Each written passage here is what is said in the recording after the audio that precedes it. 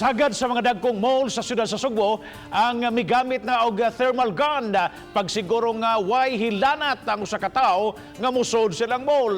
Ang hilanat ug ubo ingon man sipon pipilang sa mga sintomas sa sakit sa COVID-19. Anang report ni Fee Marie Dumabok. Didhi sa downtown area, kining usa ka mall sa Colon. Kagahapon sa buntag, ang gilinyahan na sa publiko diha sa pagsud. Apan dili kini kay adunay sale, kundi ang gipatuman sa mall nga precautionary measure aron pagsuta sa temperatura sa mga musud gamit ang thermal gun.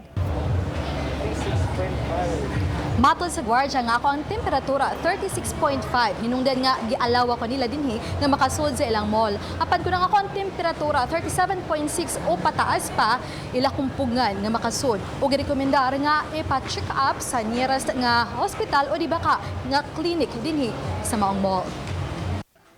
Gani niya itong Sabado, kanusaan nagsugod ang sistema sa ilang mall, adunay usa ka bata nga adunay taas nga temperatura nga wa pa sudla.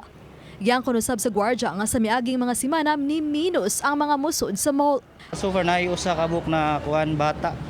So gihold siya nalipay ang iyang mama nga na ibawan niya nga inana iyang anak na positive, so pa-check up niya sa mga na hospital.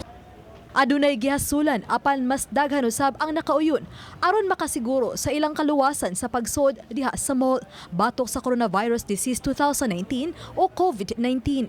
Mas maayo na siya kaya para mabawaan yun na tugdo ba coronavirus. Okay ra. Okay ra kay per safe.